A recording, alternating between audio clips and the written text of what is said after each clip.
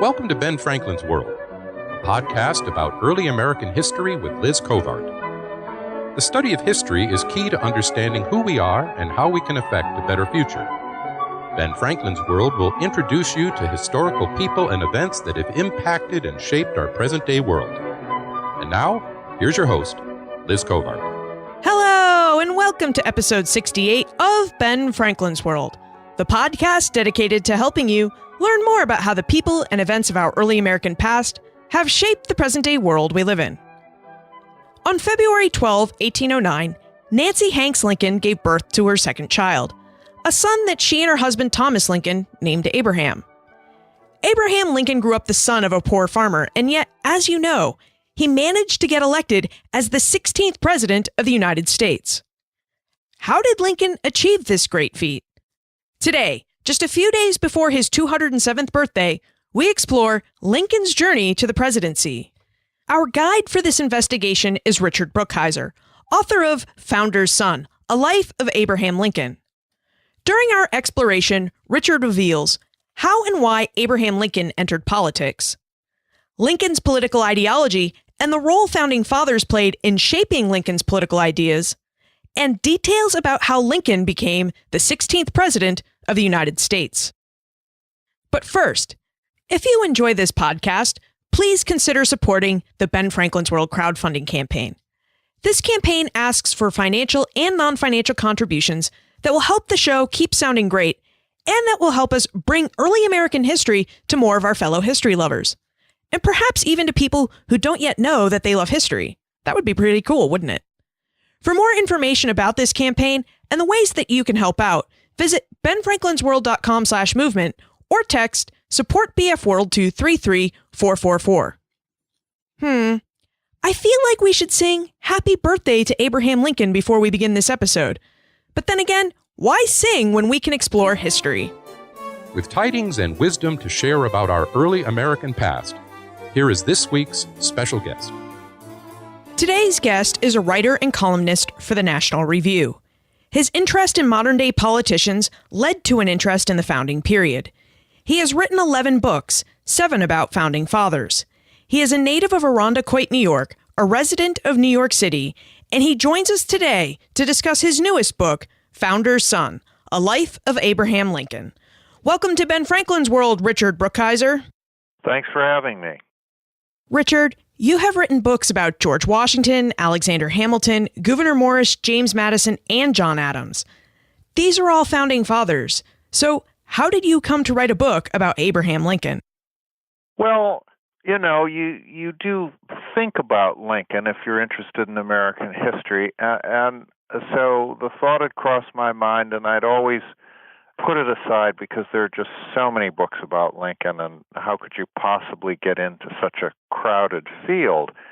And then I was having a coffee with an old friend of mine who's a professor at Yale Law School named Akil Amar, and this was after my Madison book had just come out, and Akil said, I know what your next book should be.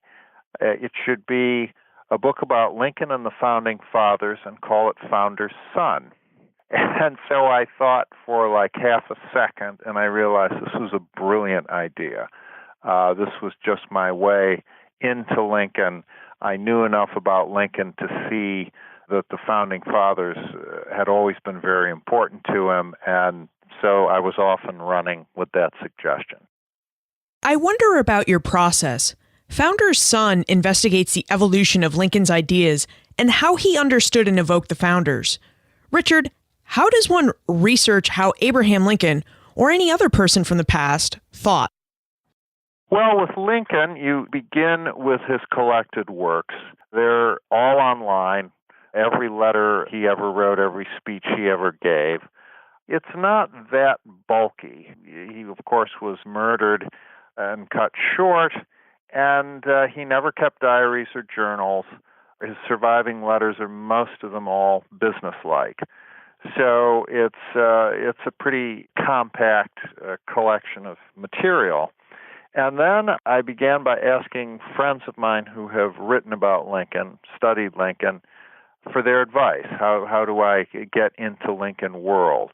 And they gave me some useful suggestions. They told me which were the better biographies, which ones I should start with. I had already read probably the most important book about Lincoln in the last 70 or 80 years, which was Crisis of the House Divided by Harry Jaffa. That came out in 1959. It just missed the centennial of the Lincoln-Douglas debates.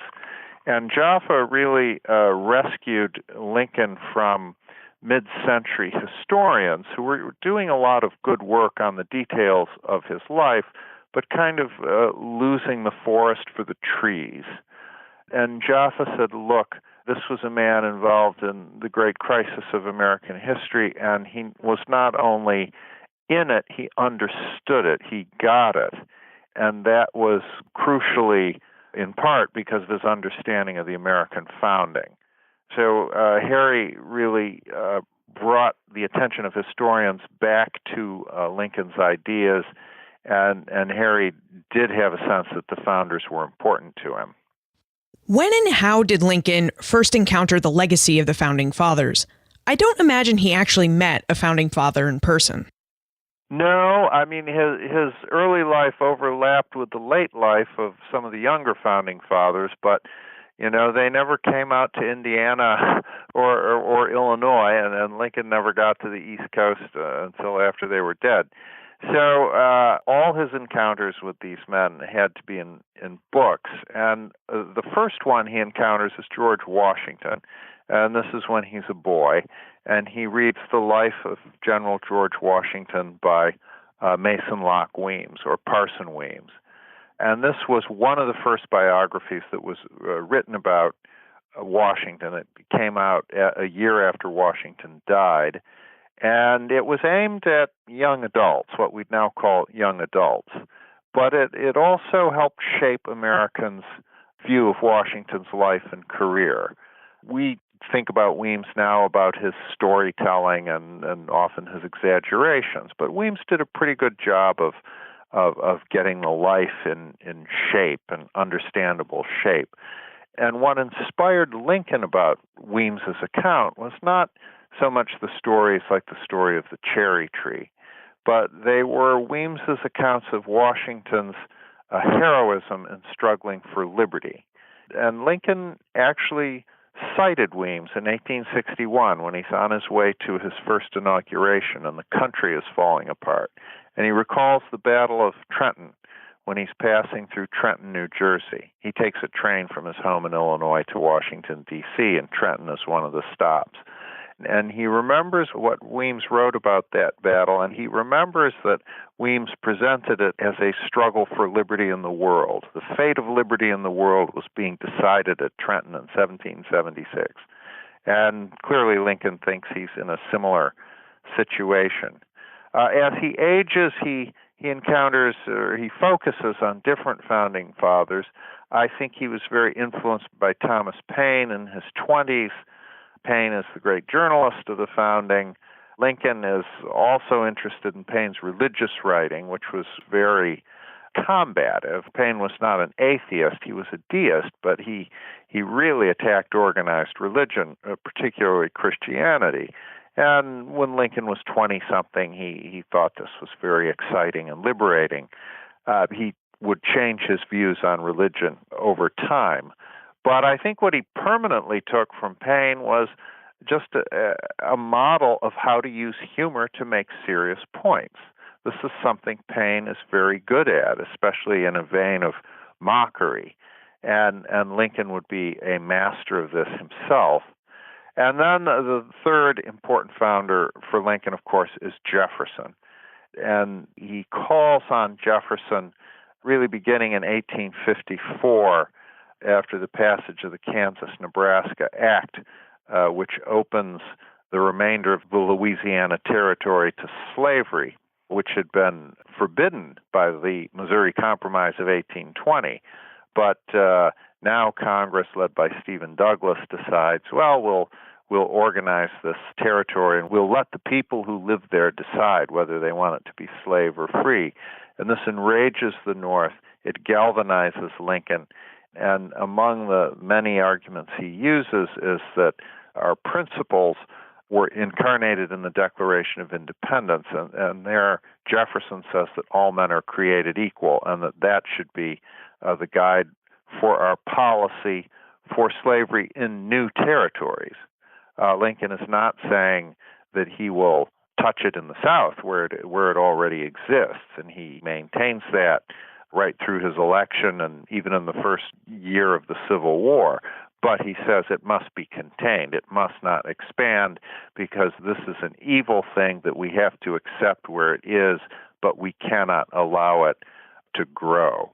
And Jefferson is his touchstone in making that argument. I'd like to talk about the development of Lincoln's political career, but while we're on the subject, you mentioned George Washington, Thomas Jefferson, and Thomas Paine. Did you get a sense that one of those founders influenced Lincoln's political ideology or his personal outlook more than another? Well, political ideology, it would be Jefferson, because Jefferson directly addresses the issue of human equality. And Jefferson's also influential in the Northwest Ordinance. As a young congressman, Jefferson proposed that slavery be banned west of the Appalachians. Congress didn't do that, but they did ban it in the old Northwest, which would become the states of Ohio, Indiana, Illinois, Michigan, and Wisconsin. And of course, that's where the Lincoln family moves. Abraham Lincoln is born in Kentucky, but his father moves the family to Indiana when young Abe is 7 years old. And part of the reason for that is his father, who was a white man of very modest means, didn't want to compete with slave labor. I mean, he was a farmer, he was a carpenter, and just felt it was unfair to be a working white person and having to compete with farmers and plantation owners who owned slaves. So he moves to a brand new state, Indiana, in the Northwest Territory, where slavery had been forbidden. So this was very important in the lives of the Lincoln family, and it was influenced by Jefferson's youthful desire to see slavery confined and contained. How did Lincoln go from being the son of a poor farmer to being a politician? Why did he decide to enter politics, and how did he enter the arena? Well, he, in his early 20s, he bumbles around with a lot of different careers. He's a river boatman, he's a blacksmith, he's a postmaster, he's a surveyor, but he even keeps a store for a while, and it fails, and this plunges him into debt, which takes him years to work off. But the two careers that he settles on are law and politics. And of course, in early 19th century America, they're related. A lot of politicians are lawyers and vice versa. And he picks those because he's got natural talents for them. He's smart. He can talk. He can talk well on his feet. And he's ambitious. He wants to make a name for himself. So he teaches himself the law. And he gets into politics in his early 20s. He first runs for the Illinois legislature when he's 23, and he loses that election, but he runs again the next time when he's 25, and he wins. Politics was something that was fluid on the frontier, on a new state. There wasn't a political establishment. It was easier for a newcomer to break in, and so he did. Lincoln's early career sounds a lot like our early career phases today. We're always trying out something new to see what fits. Well, yes, and it was a frontier setup, so everybody there was doing it. When many of us think of Lincoln, we also think of Stephen Douglas. And in 1858, Lincoln debated Stephen Douglas 7 times. We know those debates as the famed LincolnDouglas Debates, when both men were vying for one of Illinois' Senate seats. I wonder if you would tell us about those debates. What were these debates about, and why are they so famous? Well, the famous LincolnDouglas debates, as you say, are the 7 that they had in 1858 when they're running against each other for the Senate. But it's also the part of a longer LincolnDouglas debate, which really begins in 1854 when Douglas gets Congress to pass the Kansas-Nebraska Act allowing slavery into this unorganized territory. And Douglas is the premier political figure in Illinois, Lincoln's state. Lincoln and Douglas have known each other for years. They've been in opposite political parties. Douglas is a lifelong Democrat. Lincoln starts off as a Whig, and then he eventually becomes a Republican after the Whig Party dies and disappears. So they've been going at it for years, but then the issue of slavery in the territories sharpens their rivalry. And Lincoln really becomes Douglas's gadfly from 1854 on. He tries to join him in the Senate in 1855. He runs against him for the Senate in 1858, and then finally he runs against him for president in 1860, and that's when he beats Douglas. Now, the 1858 election, you have to realize that for senatorial candidates to debate was unprecedented, and the reason for that is that until the 20th century, senators were picked by state legislatures. They were not picked by a direct vote of the people.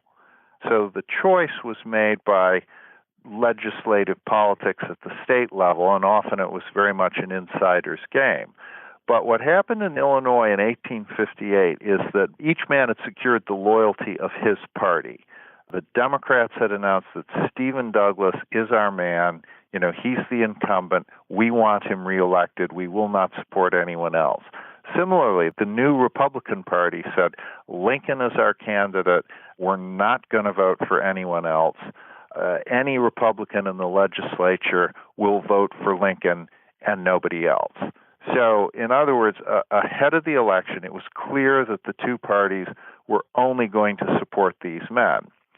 And then what happened was Douglas gave two speeches, one in Springfield, the capital, another one in Chicago, and Lincoln spoke quickly after him. On one occasion, he answered Douglas later in the same day. The other time, he spoke the next day.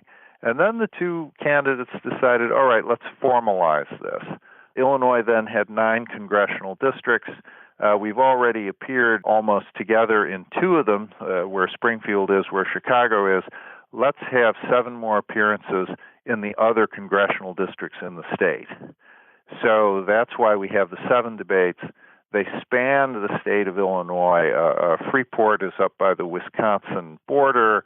Jonesboro is down in the southern tip of Illinois between Missouri and Kentucky. And these guys were not only traveling around by train to their joint debates, they were also making speeches and appearances in between. So it was a grueling schedule. And the whole state was riveted. Some of these towns, the crowd that came to the debate was larger than the entire population of the town. These were long debates. The format was one of them would open for an hour. Then the opponent would get 90 minutes to reply, and then the first speaker would get a half an hour to rebut. And then they alternated who would begin each debate. So Douglas got to begin and end 4 times. Lincoln got to begin and end 3 times. So it's a 3-hour format. And there was a lot of, there were crowd reactions, and there was some heckling, and there was some jeering, but it seems as if the crowds were pretty attentive to what was going on. And a lot of it was very nitpicky politics. Well, you said this, your side said that. No, of course I didn't. And it's frankly rather boring to read now. But what's surprising is how much of it really got to very vital issues. They grappled with each other on the nature of slavery and the nature of popular sovereignty, and they also grappled with each other on the Founding Fathers and their view of what America should be like. Douglas said the Founding Fathers made a country of popular choice. People could choose how to govern themselves. That was their vision. That is my vision. I want Americans who move into territories to be able to decide for themselves whether this territory is going to admit slavery or not. And then Lincoln said, well, of course I'm for popular sovereignty. Of course I'm for popular choice. But if a man rules himself, that's popular sovereignty. But if he rules himself and another man, in other words, a slave, that's not popular sovereignty, that's despotism. And this was a point he made repeatedly. Now, it's a tricky point because he also has to say, I am not going to threaten slavery where it already exists. It's an institution we have. There it is. We have to accept it where it is. But we must not let it grow because it is against American principles. America's principles are that all men are created equal. We have to accept the fact that slavery exists among us and has existed for centuries before we were even independent. But we cannot be true to ourselves and let it increase in size. And so we have to forbid slavery in the territories. So this was their back and forth. It's amazing to me that so much is similar between the debates of today and the debates of the 1850s, and also how much is different. Like, I don't know many people who would sit through a 4-hour debate today. Also, the candidates in the 1850s had so much longer to speak about issues than modern politicians have in our modern debates. And there's also the fact that candidates in the 1850s didn't have loudspeakers. I wonder how many in the crowd really heard what Lincoln and Douglas were saying. Well, they must have projected their voices differently. And this is what everybody did. So everybody was used to speaking in a different fashion. And when you were speaking outdoors, there would be backdrops on the stage, which would help push the voice out. Now, having said all that, I'm sure, people at the very back, they probably were missing stuff. And it's also true, Douglas lost his voice over the course of the campaign. By the last debate, he was described as barking almost. And Lincoln's own voice was described as kind of high, a little nasal, almost a slight whine to it, but that helps you project in the open air. One of the Republican debates in this cycle lasted over 3 hours, but of course the difference is there were a lot more candidates on the stage, and they were only given, 90 seconds or 2 minutes to speak. So that's sound bites. That's little bits of time. And these guys were going for an hour, for 90 minutes, for half an hour. But also, people were used to that then. I mean, people were used to sermons. People were used to long summations to juries. This was also the entertainment that people had. What's media? Media was newspapers. There was no radio, television, obviously. And there was traveling theater. If you lived in a city, there might be opera, but people out in the sticks of Illinois are not hearing opera. So public speaking was something that people did, and it was something that people listened to. It was just in everybody's culture. As you read through these debates, did you get a sense of whether the founders influenced Stephen Douglas's politics as well, or did they just influence Lincoln's positions? No, Douglas also has his view of the founders, and he called the roll of them in one of the debates. He said, Washington and Jefferson and Jay and Hamilton and the great men of that day, they left a country that was half slave and half free, and see how successful we have been. And why can't we continue it? Why can't we keep following their model? Also, they pioneered popular government. They pioneered popular sovereignty. And that's my position. That's my belief. He called it the great principle of popular sovereignty. And he must have said great principle because Lincoln mocks him. And in one of the debates, it's printed out as with like a couple R's, great principle. That was Douglas's view of the founding. And he also said that when the Declaration of Independence says all men are created equal, it's only talking about white men of European descent. And he says in one of the debates, he says it's not talking about Negroes or Indians or Malays or Fijis. This is about white men of European descent. And then Lincoln has to rebut by saying, well, no, it means all men. And Lincoln has to be careful because most people are racists in those days. Most white men, including people who oppose slavery, they're more racist than anyone today would admit to being. One of the charges that Douglas would make repeatedly was that, Republicans are interested in amalgamation, meaning interracial marriage and interracial sex. And Lincoln's answer to this, and he does it many times in different forms, is he says, just because I don't want a black woman for a slave doesn't mean I have to have her for a wife. I can just let her alone. Now that's a joke. That's a laugh line. But he's also making a serious point, because if you let her alone, you're letting her be free. So he has to be aware of the prejudices of his audience and his own prejudices, frankly. But he's also making the point that, just because we may not like black people or we don't want to marry them, we also must not hold them or anyone as slaves. It seems that, like many mid-19th century Americans, Abraham Lincoln held strong views about slavery. Today, when we think about Lincoln and slavery, we think of his Emancipation Proclamation and the 13th Amendment, which is the one that ended slavery. Richard, would you tell us about the evolution of Lincoln's position on slavery? Was he always a staunch anti-slavery man?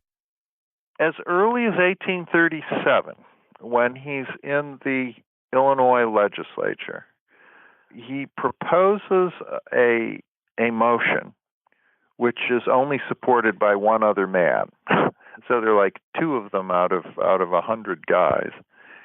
And they say that although they're opposed to abolitionists who wanted, all slavery ended, they said that slavery is bad morals and bad policy, and that the federal government ought to encourage the end of it in the District of Columbia.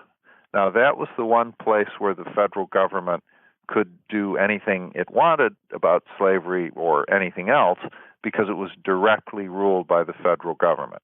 The federal government could not have, without passing a constitutional amendment, it could not have affected slavery in a state, but the federal government could affect it in the district.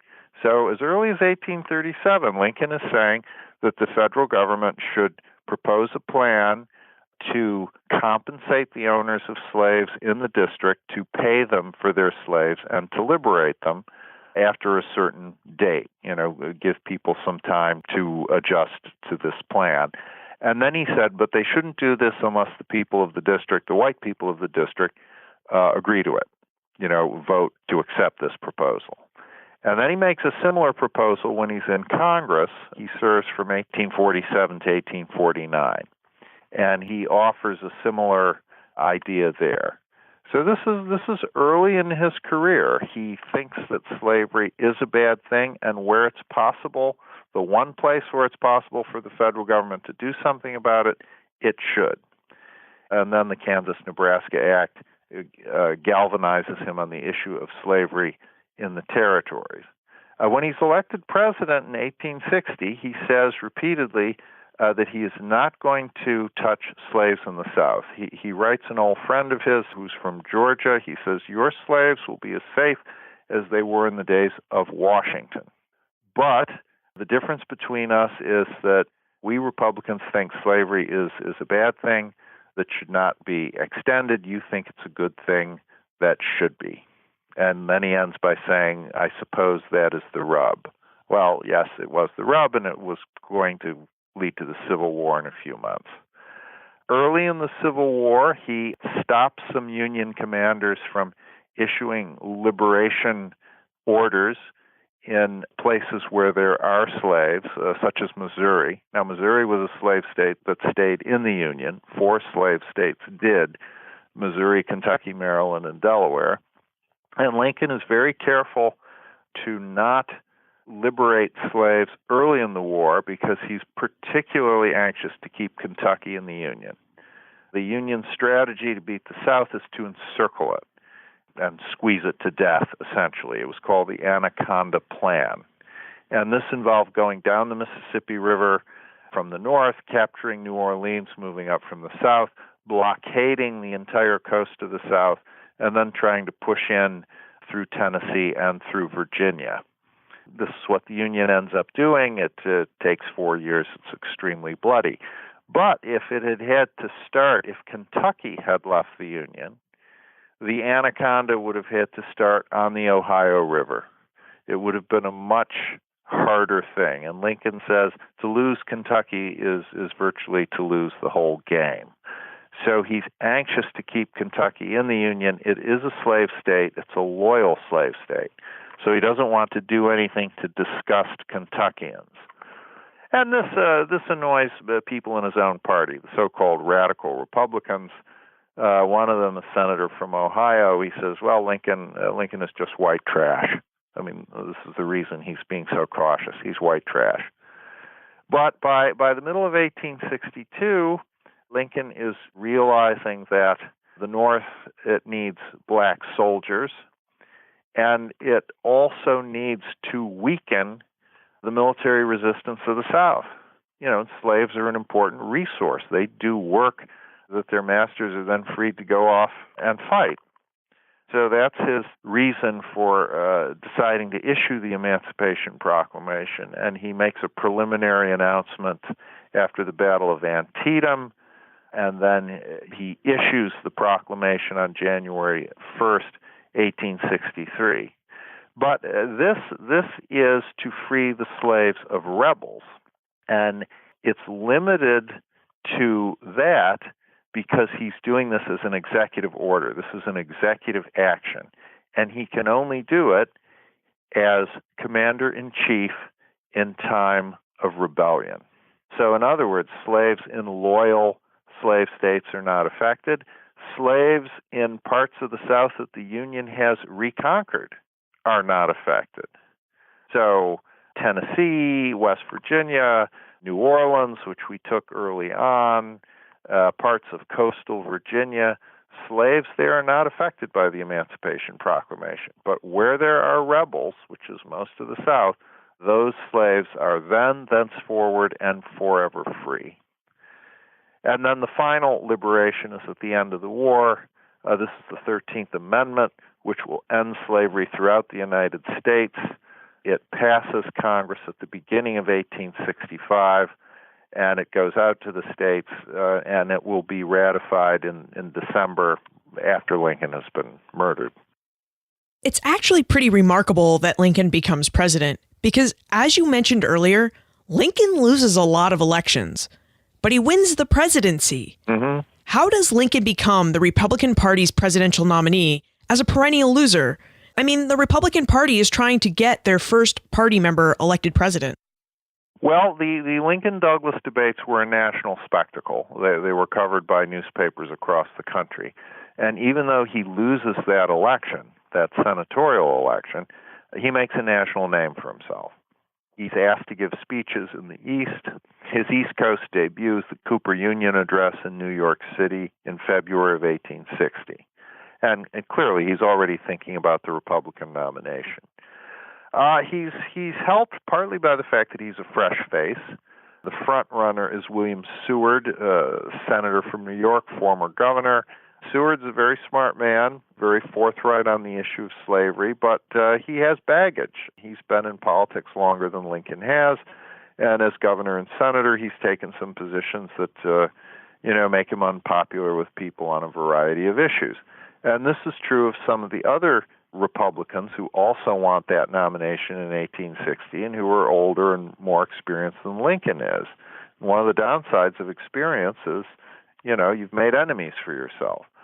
So Lincoln is kind of ideally positioned. He's prominent enough that he's in the running, but he's not so prominent that other people are worried about him or sniping at him. And he manages, through friends of his on the National Committee, to get the convention put in Illinois. They were also thinking of St. Louis, but it's in Chicago. It's in his home state, so he's got a local advantage. And then the final little trick, one of his guys ran the convention's seating arrangements, and he put the two biggest delegations, New York and Pennsylvania, far apart, so they couldn't communicate easily. And these were two states that were run by opponents of Lincoln for the nomination, so they would be hampered in their plotting and their planning. They also issued fraudulent tickets to the convention, so they packed the galleries with Lincoln supporters. So, politics, there's hardball in politics, and this was true even in 1860. So Lincoln wins the nomination, and then the election is a four-man race. The Democratic Party has split in two. Stephen Douglas is the candidate of the northern half of it. The Southerners, people who are even more pro-slavery than he is, run their own candidate. And then there's a fourth party, which is called the Constitutional Union Party, and they're basically old conservative Whigs who do want the country to stay together, but they just wish everybody would shut up about slavery. That's their position. Let's not talk about this. Let's just preserve the Union. So you have a four-man race. Nobody wins a majority of the popular vote. Lincoln is first, but he only has almost 40%. Douglas is second with just under 30%, and then the Southerner and the Constitutional Unionists trail. But if you look at the Electoral College, if Lincoln's three opponents had only been one man, if the three of them had picked one of them, and if every supporter of the three had only voted for one opponent of Lincoln, Lincoln still would have won in the Electoral College. He would have lost two states that he carried and some other electoral votes from New Jersey, but he still would have had a majority in the Electoral College. And that is because by 1860, the North and the Midwest, which was settled from the North, were just united in their opposition to the expansion of slavery. And this is something that Lincoln had been talking about eloquently for 6 years. So that's how he gets to the White House. Once he's in the White House, Lincoln practices politics and leads the United States in a way that many of our own present-day politicians find inspirational, including President Obama. Romy wonders if you could shed light on Lincoln's leadership style. How did Lincoln practice politics and lead the nation? Well, what Obama was impressed with was Doris Kearns Goodwin's very excellent book called Team of Rivals, which really focused on Lincoln's cabinet. And she made the point that he put in his cabinet all the men who'd run against him for the Republican presidential nomination. Seward became his Secretary of State. He made another one of these opponents his Treasury Secretary, and the third one was his Attorney General. So he's bringing people that he's beaten into his administration, so he has all factions in the Republican Party represented. He's very good at keeping them all together. And part of that is a matter of personality. He is a leader. He's a strong leader. He's firm, but he's not sharp-elbowed. He's not in your face. He knows how to jolly people along. One of his techniques is telling stories. He knows a million of them, a million funny stories. He's got a repertoire. And this, it breaks tension.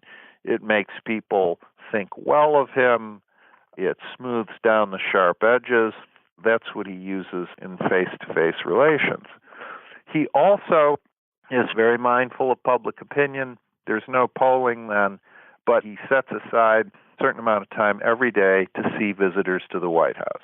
And these are people from all over the loyal part of the country who are coming to him for this, that, and the other thing. I mean, it's like personal favors, it's political points, it's religious people who say, God wants you to free the slaves. Some of them are crackpots. I mean, it's just the whole gamut of stuff. And he calls these meetings his public opinion baths. So by day after day after day of seeing and talking to all these people, he gets a sense of where Americans are. And then also these people go home and tell everyone, well, I was in the White House. I saw the president. And most of them leave with a good impression. So that is also getting out to the country. Now, Lincoln does not travel as president much. He takes one trip to Maryland, and of course the Gettysburg Address is in Pennsylvania, but mostly he sticks in Washington. So he's not going around the country himself, but people are coming to him and they're going back home. So it's a combination of all these factors allow him to hold the Republican Party together and that is the majority party in Congress for the whole duration of his presidency. Before we move into the time warp, would you tell us why you think it is important for us in the 21st century to understand how and why Abraham Lincoln understood the Founding Fathers as he did in the mid-19th century? Well, because we make our most important advances and we secure our prosperity and our liberty when we understand where it has come from. We're not that old a country, as countries go. So the founding, all right, it's over 200 years, but that's not as far back as Charlemagne or Alfred the Great. And it was a founding with principles. I mean, it was based on a revolution that had principles, that had ideas about humanity and what it was and what rights it had. And that's what guides this country. That's what guides this country at its best. And I think our most thoughtful presidents, our most thoughtful politicians have been aware of that and have been able to call on that in moments of crisis. It's time for the Time Warp. This is the fun segment of the show where we ask you a hypothetical history question about what might have happened if something had occurred differently or if someone had acted differently.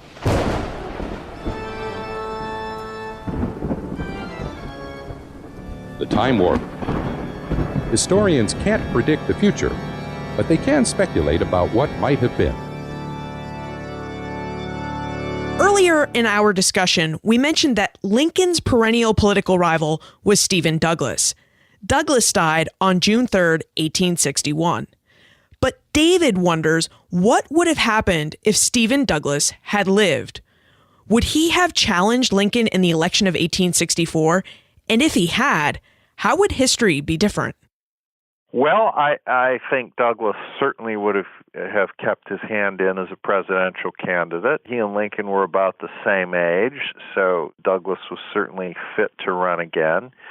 He would have been a war Democrat. He would have been a Democrat who wanted to preserve the Union. Douglas was an old follower of Andrew Jackson. Preserving the Union was very important to Jackson and to Douglas. So there was, throughout the war, a large peace faction in the Democratic Party, but essentially pro-Southern traitors, frankly. Douglas would have had no truck with them. But I'm sure he would have attacked Lincoln for his management of the war. The North lost a lot of battles. It had a lot of bad generals before Lincoln found Grant. Douglas would have made hay with that. And I imagine that would have been his program as 1864 approached. And he might have said, look, we should have won this war a lot earlier. Let's get it done. Mr. Lincoln has just proven himself to be an incompetent executive, and I can do better. Are you continuing with Abraham Lincoln for your next project, or are you returning to the founding period? Well, almost to the founding period. My next project is John Marshall, the man who made the Supreme Court. So he is a very young founding father. He stays active longer than any other men in that generation. He's Chief Justice of the Supreme Court until 1835. So he is holding office until the presidency of Andrew Jackson. He's Chief Justice for 34 years, the longest tenure of anyone who's held that job. I'll tell you one quick story about him. When Marshall becomes Chief Justice, the Supreme Court already has a tradition that when they deliberate, they can only have wine if it's raining outside, if it's a gloomy day. So Marshall would ask Justice Story, one of his associate justices, he would always ask him to look out the window and say, well, what's the weather? And, Marshall could see the window as well as anyone, but Story would come back and say the sun is shining. And then Marshall would say, well, our jurisdiction is so vast that it must be raining somewhere. So wine was always served at the Marshall Court. That is a funny story. If we're interested in your other books, or if we still have more questions about Abraham Lincoln and how the Founding Fathers influenced him, where is the best place to look for more information about you and how we can get in contact with you? Well, I have a website. It's richardbrookheiser.com, all one word, and people can ask questions there, and they get sent to my email. So I do respond, and be patient. Sometimes I'm distracted, but I will get to you. Richard, thank you for taking the time today to help us explore Abraham Lincoln and his political ideology. Well, thank you for having me. This has been a lot of fun. Our exploration of Abraham Lincoln's politics and rise to the presidency helps us consider just how important ideas and their evolution are to the past and to the present. For example, let's look at Lincoln's reading habits.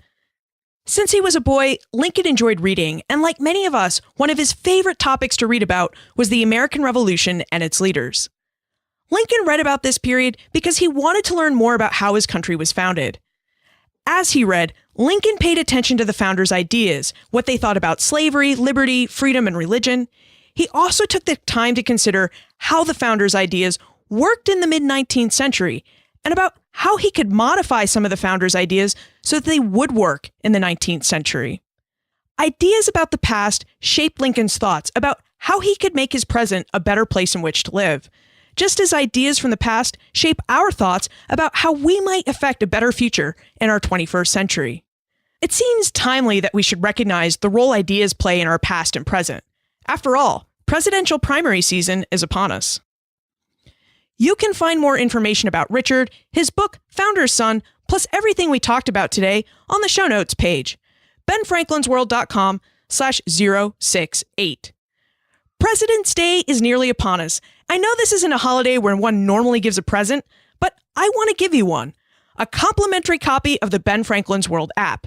The app automatically gets all the episodes of the show, and it allows you to have all of the show's most important information and links right at your fingertips.